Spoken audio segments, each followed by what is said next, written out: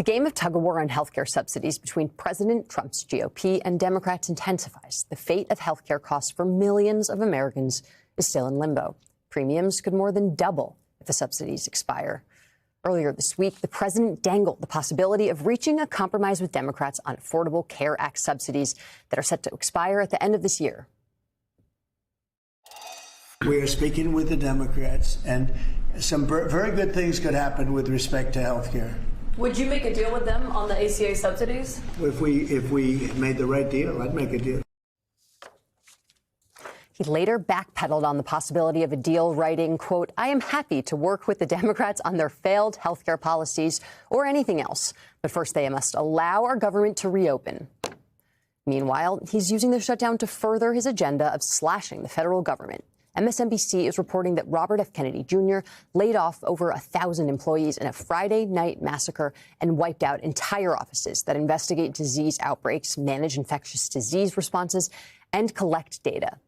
But following publication of this piece, many fired employees began receiving emails communicating that they were no longer terminated, with an HHS official who declined to be named because he was not approved to speak on the issue, telling MSNBC that around half of the firings had been done in error.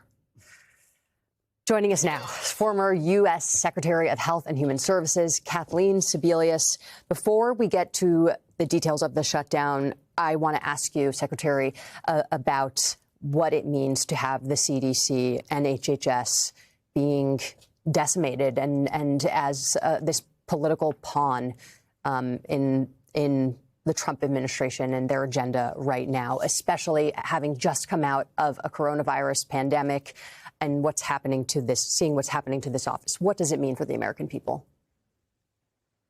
Well, I think that it puts the American public in grave danger. The work that the CDC does is not just in Atlanta, where they're based, but all over the country. There were at least CDC employees in every public health department in every state in America, collecting data, helping state officials and local officials deal with whatever the outbreak may be, and sharing that data throughout the country. Just getting rid of the data, just getting rid of the people who collect the numbers and monitor the disease outbreaks means that we're really operating in the blind. A mom taking her kid to a birthday party won't have any idea if there's an outbreak of measles in that area, doesn't really know where the flu is traveling for her elderly parents, can't keep track of what the updates are on vaccines. So it really puts people in grave health danger. And what's clear is you're fired, you're not fired, you're fired, you're not fired. Thousands of HHS employees have already been fired in the DOGE wipeout. Key researchers and food inspectors and, health workers all over this country. And now they're talking about firing another couple of thousand people. These folks are doing jobs that are critical. HHS sends more money to states than all the other domestic agencies combined. Child care grants and mental health services and senior health services and disease outbreaks and food inspectors and on and on and on. And these employees are doing essential work that Americans don't really know about often, but rely on each and every day. And it's about our health and it's about our economy. Secretary, at the heart of this back and forth between Democrats and Republicans on this shutdown is the ACA subsidies. And, the data shows Democrats have been saying for weeks at this point that millions of people around the country are going to see their premiums go up and possibly lose health care, lose the ability to afford health care in this country. I'd love for you to talk to viewers about the importance of these subsidies, because these came through during COVID. One thing we know on the political side is people in this country do not like when you take things back from them that you gave them, right? That is a very important part of the fabric of this country, how people operate and think about the federal government. But the importance of these subsidies for people's everyday lives and their abilities to keep their families healthy and alive, it's huge. It is huge. And I think there's still a great misunderstanding. This isn't cash money that people get. This is the government stepping in and helping people below income levels to help buy their own health insurance. At the end of the day, that's what individuals get. They get the opportunity to spend this money on health insurance because they work in a job that their employer doesn't offer affordable coverage, or they are independent contractors, or they're running their own coffee shops or diners.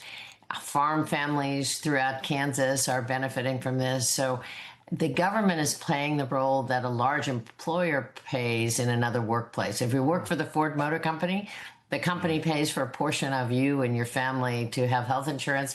In this case, it's the government, because these are people who are often in the individual or small group marketplace. So what we're talking about is folks who desperately want health care. They need it to be affordable because they're paying out of their own pocket. And the government is helping to provide a tax benefit so they can buy their own health care. Having those premiums jump by double, having your getting a notice in November that you're going to pay twice as much, does two things really fast. First of all, it terrifies everyone who are already paying too much for groceries and rent, and they're worried about their jobs in the future. But it also makes sure that the younger and healthier folks drop out immediately. They say, well, we can't afford this. We'll buy shoes for the kids or lunch money. And leaving in the insurance market folks who are desperate, are cancer survivors, or heart attack survivors, everybody's rates will go up. Everybody's rates will suffer, and you will have a older and sicker population in the insurance pool. That's not good for anybody. It's more medical bankruptcies, more times at the emergency room because people don't have the insurance coverage to go see a doctor in the first place, don't get preventive care. We know this playbook. This was in place before 2014. It's very familiar. We had some of the highest uninsured rates in the Western world. They're now at the lowest level they've ever been in the history of the United States. More people have health coverage, and that's a very good thing.